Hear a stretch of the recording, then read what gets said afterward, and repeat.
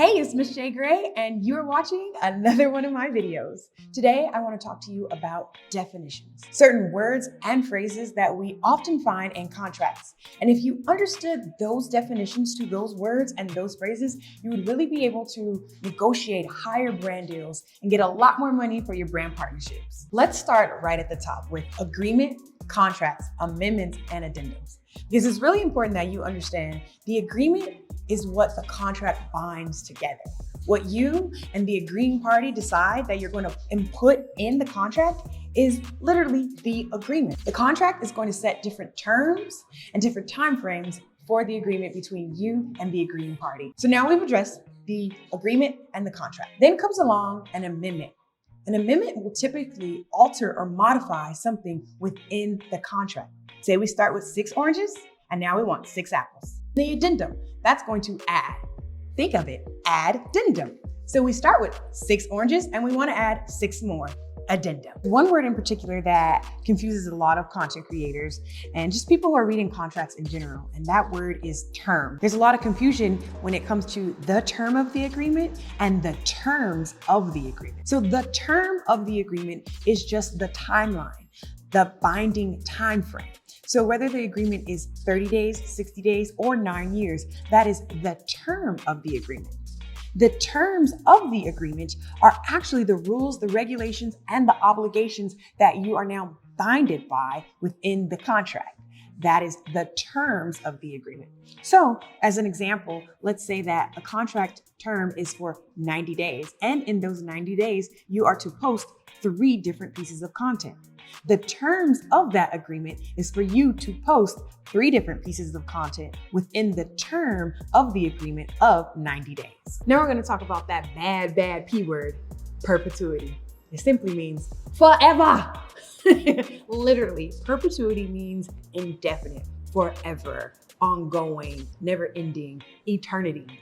And there's really not a price that you can put on someone using your name and likeness in perpetuity. And that's another term I want to go over, the name and likeness. A lot of content creators get that confused with their content, and they are trying to restrict brands from using their content in perpetuity. But what you really want to focus on is not allowing anyone or any specific company to use your name and likeness in perpetuity. That literally is your name, your voice, your photo, an image of you, anything biologically connected to you, your nickname, your surname. They can use that material to constantly promote their brand. So you as an individual, you have no price, right? You're priceless. We always say that. But your content can live in perpetuity somewhere, especially if we are using work for hire. That's another term that a lot of content creators get really confused about because they understand that it's not the best to lend out anything in perpetuity. But when you create content work for hire, that means that the content does not belong to the author or the creator, which is you. That means you're creating something for the brand to actually own in perpetuity.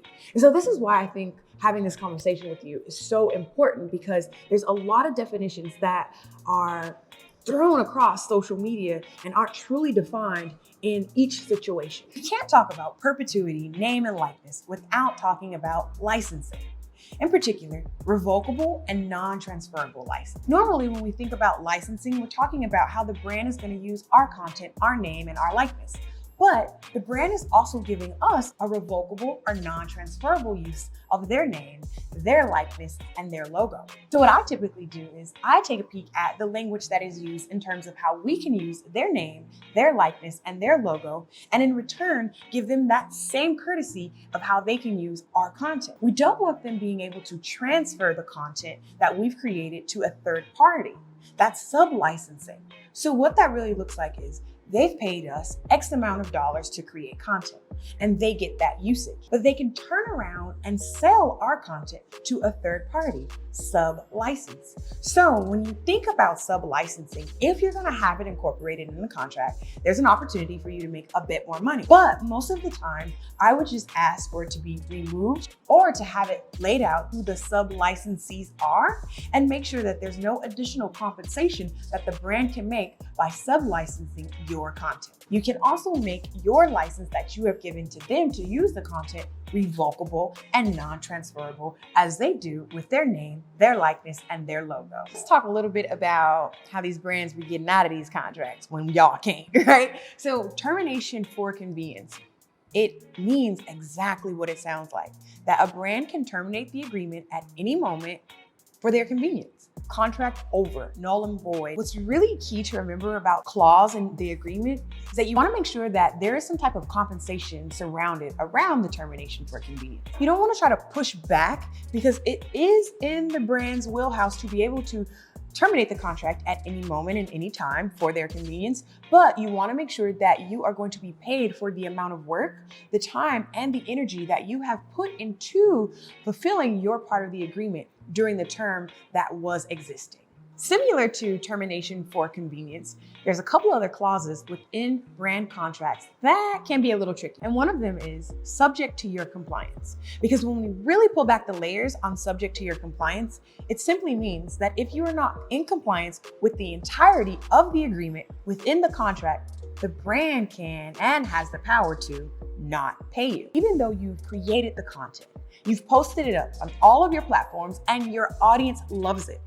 If you didn't make the brand call on time, or you didn't submit your impressions on the date they asked, the brand is not obligated to pay you because you've still breached the contract, and payment is subject to your compliance. Oftentimes when we think about the contract, we're really keen and hone in on the term. How long is the contract? How long do I have to abide by the obligations within the contract?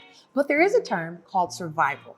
And that term is basically used the same way we use the word survival in everyday English. It means that there are certain rules, obligations, and agreements within the contract that you must honor and uphold after the expiration of the contract.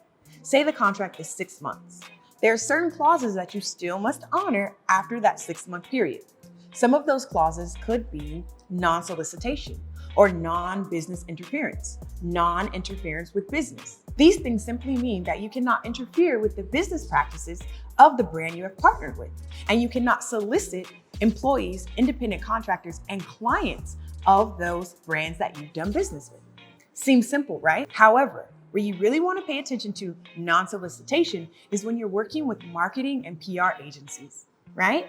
So the marketing and PR agency has contracted with you to work for L'Oreal.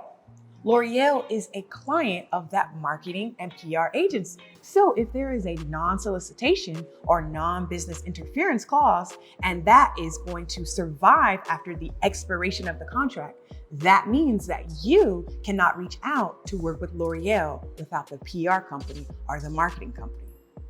So with the word survival as it relates to contracts, think of it like this. These are clauses or obligations or agreements within the contract that survive after the expiration of the contract. So even though the contract is only for 6 months, there may be rules or obligations that you have to uphold after the 6 months, even after the contract has expired. If you're a content creator or influencer, I highly suggest having someone else look over your contracts. Someone that does this for a living or really understands the legal jargon. However, if that is not an option for you, take your time. Read it, reread it, and read it again. Because this is your livelihood, and a contract is binding. And as we talked about, some of these terms and obligations have a survival behind it, which means that they extend after the contract. So you want to make sure that you are 100% understanding and comfortable with what you are agreeing to in this binding contract. I've been managing content creators for over 10 years now, and I tell you, reading contracts is probably one of the most tedious things that I do within the management agency, but it's really become this thing that I love. And it's because I can understand both sides of the parties. And it's really a way outside of just monetary value that you can really make sure that you are being properly compensated for the work that you are doing. Was this video helpful? Did it help you uncover the mystery of contracts? Do you understand the legal jargon just a little bit more? If so, please share this video with 1, 2, 3, 4, 5, 6, a million friends, because us content creators out here in the world are just trying to figure it out so that we can do the one thing that we love, right? Create content. Also, don't forget, meet me down below in the comments because that's where all the fun happens. Tell me about any of your crazy contract moments, words or phrases that you're still trying to figure out, and I promise that either me or someone in this community will help you. Until next time, bye.